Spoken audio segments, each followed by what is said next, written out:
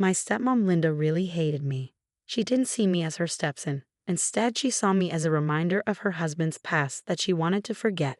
She was bitter and secretly planned with a rich woman who recently moved nearby to get rid of me and sell the farm. Their plan was to erase any connection they had with me, but things didn't go as planned, and a surprising twist changed everything, leading to a series of unexpected events that completely changed my life. Hi, I'm Peter, and I'm here to tell you a story that goes through some really dark lies and ends up in the light of redemption. It all started in Walton, Georgia, where I lived on a big chicken farm. It might have seemed peaceful to someone passing by, but for me, it was like a battleground. Despite being just 10 years old, I had to deal with responsibilities that were meant for adults. My mom died while giving birth to me, which was a tragedy that shaped my whole life.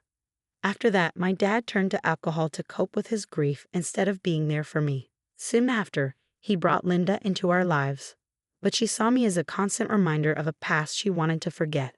Our so-called home relied on the meager income from our chicken farm. We sold eggs and chickens to get by, but my dad often wasted our money at the bar, leaving us barely scraping by. Every morning, before most people woke up, I was out in the fields feeding the chickens and gathering eggs. My hands became rough and callous from the hard work, even though I never chose this life. School became a distant memory, something for other kids, not for someone like me who had to keep a farm running. But things got worse the day Linda's true intentions came to light. I overheard her talking on the phone, sharp and secretive, discussing a solution to her problems. I didn't understand everything, but I felt the chill nonetheless. That's when Robinson entered the picture. She was a wealthy widow who had recently moved into a mansion nearby. Her arrival caused quite a stir in town. But for Linda, it was an opportunity. I later learned that Linda saw a chance to get rid of me by striking a deal with Robinson. I first encountered Robinson one evening, the sky ablaze with crimson and purple hues. She visited our farm, claiming she was interested in buying it. Her eyes, sharp and observant, seemed to see beyond the surface. Despite a kind demeanor, her presence filled me with an unexplained dread. Linda commanded, "Peter, show Robinson around the farm." Her voice dripped with a false sweetness that didn't reach her eyes. As I guided Robinson around, showing her the coops and feed sheds, her questions went deeper than expected. "You manage all this on your own, Peter?" she asked, her tone holding a mixture of concern and curiosity. "Yes, ma'am. It's hard work, but I handle it," I replied, trying to hide the wariness in my voice, akin to the dirt on my boots. Robinson's gaze lingered on me longer than necessary, her eyes reflecting a storm of thoughts. As we returned to the house, the setting sun cast long shadows, twisting the familiar path into something ominous. That night, as I lay in bed, listening to the distant hoot of an owl, I overheard Linda and my father speaking in hushed tones. They were planning something significant and life-changing. Fragments of their conversation reached me, sending waves of panic through me. "We'll be free of the burden," Linda whispered fervently once Robinson takes the farm and him. Their laughter, cold and cruel, drifted up to my small attic room. I lay there, the weight of their plans pressing down on me. What did they mean? Was I the burden they wanted to be rid of? These questions swirled in my mind, each more unsettling than the last as dawn broke. The next morning, I faced the day with a determination I hadn't felt before. I knew I had to take action to uncover what was being schemed behind closed doors. Little did I know, the answers would rock the very core of my world. The day began like any other on the farm, with roosters crowing and chickens bustling about, unaware of the human deceit unfolding around them. But today, I wasn't just going through the motions of chores. I was actively listening and watching for any signs of what was to come. After finishing my usual tasks, I quietly made my way back to the house. The front door was slightly ajar, either a careless mistake or perhaps a providential opportunity. Pressing my ear to the gap, I listened intently. Inside, Linda and my father were engaged in hushed, urgent conversation with Robinson, who had returned under the pretext of finalizing the sale of the farm. "We appreciate your generous offer, Robinson." My father's words were slightly slurred, carrying the remnants of last night's liquor, and we're ready to move forward. "This place and the boy, it's all too much for us now." Robinson's voice, smooth yet sharp, made me shiver. "I understand your situation, and I assure you, I can take care of everything. The farm will be in good hands, and so will Peter." The way she said my name sent a chill down my spine.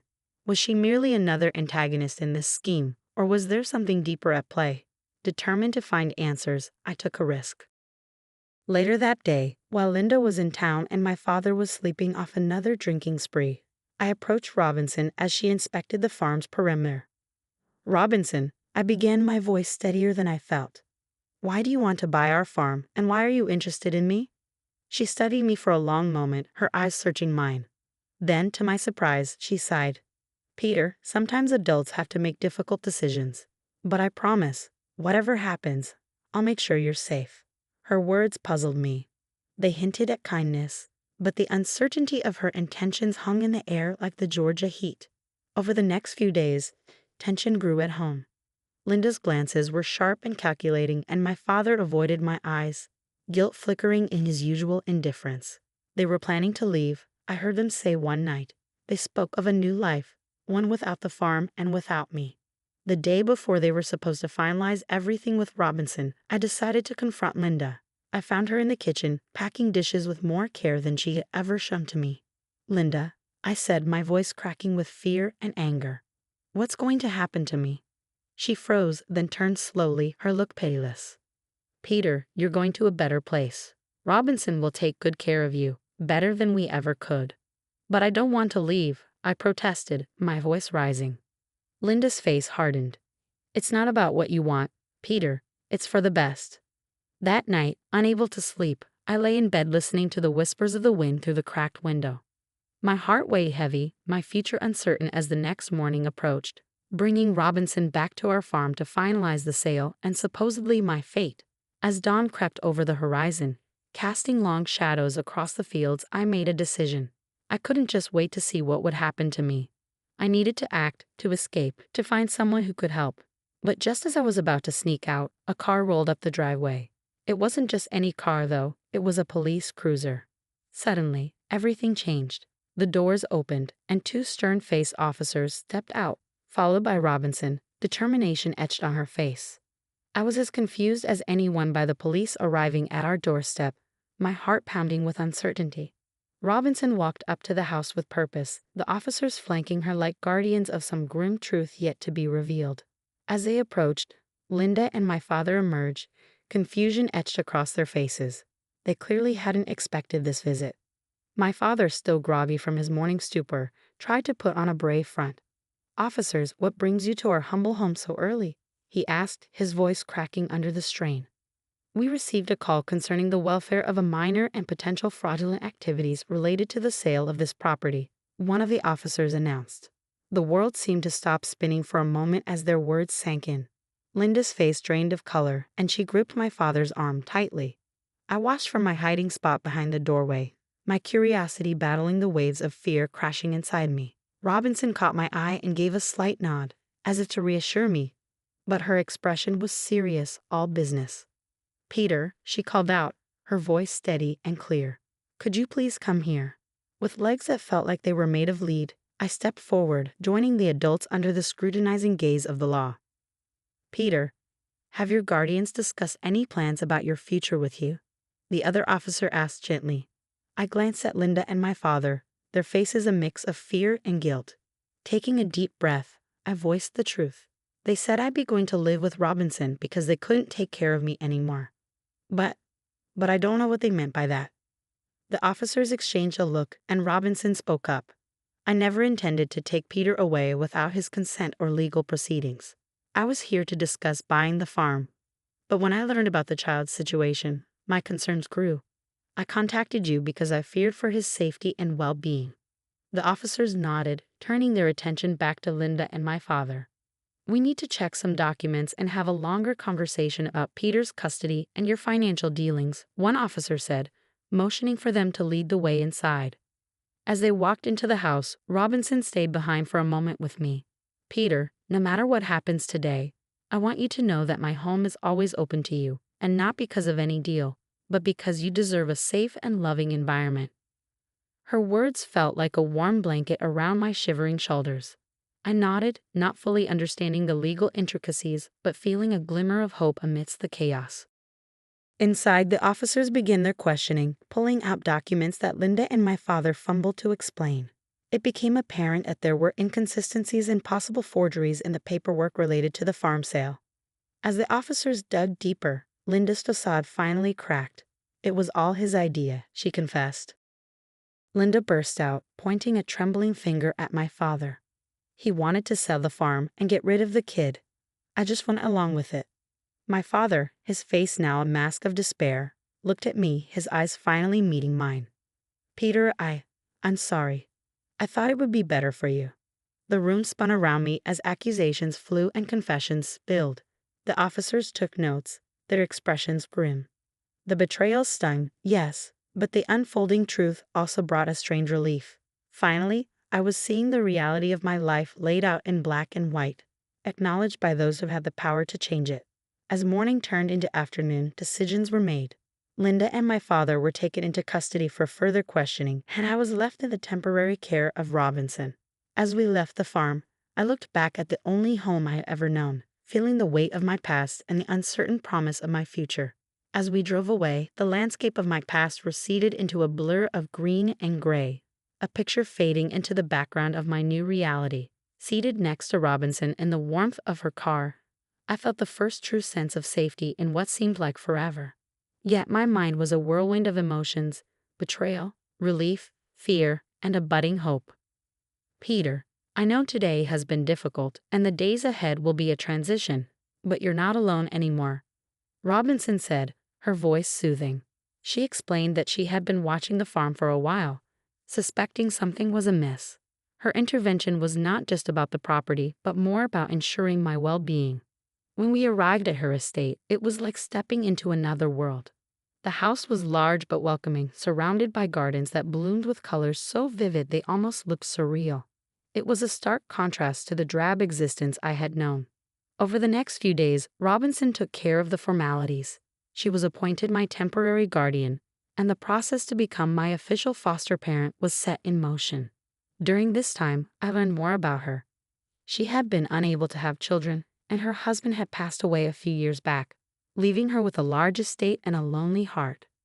One afternoon, as we walked through her rose garden, she stopped and looked at me earnestly.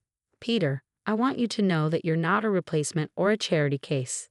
You're a brave young boy who deserves a chance at happiness. I hope with time you'll come to see this place as your home. Her words planted something inside me, a seed of hope that maybe, just maybe, I could have a future here, one filled with love and stability. But the story didn't end with just new beginnings. The past, as it often does, had one last twist to reveal.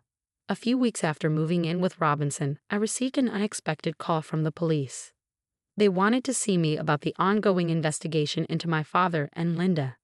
At the station, an officer handed me a letter found among Linda's possessions. It was addressed to me from my mother. It had been hidden, kept away by Linda all these years. With trembling hands, I opened it. Inside, my mother wrote about her love for me, her hopes for my future, and her deep regret that she wouldn't be there to see it unfold. The letter shattered and healed parts of me I didn't even know needed mending. It was a piece of my past that Linda had tried to steal, but now it was mine, a connection to a mother I never knew.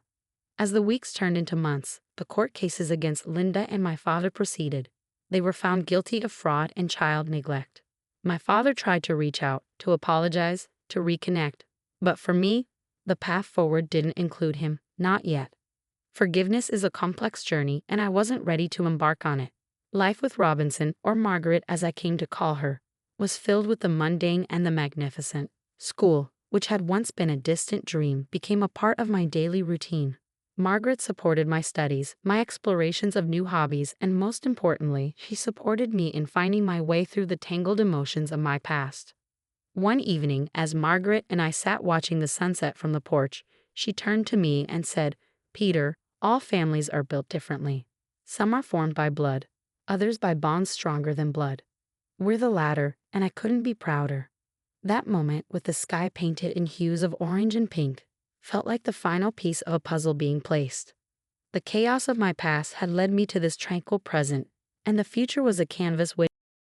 And so, my friends, this is where my tale concludes, not with an end, but with a beginning. A beginning of a life once shadowed by deceit and neglect, but now illuminated by the promise of unconditional love and new discoveries. This is not just my story, it's a testament to the resilience of the human spirit and the transformative power of compassion. Thank you for walking this journey with me through the shadows and into the light.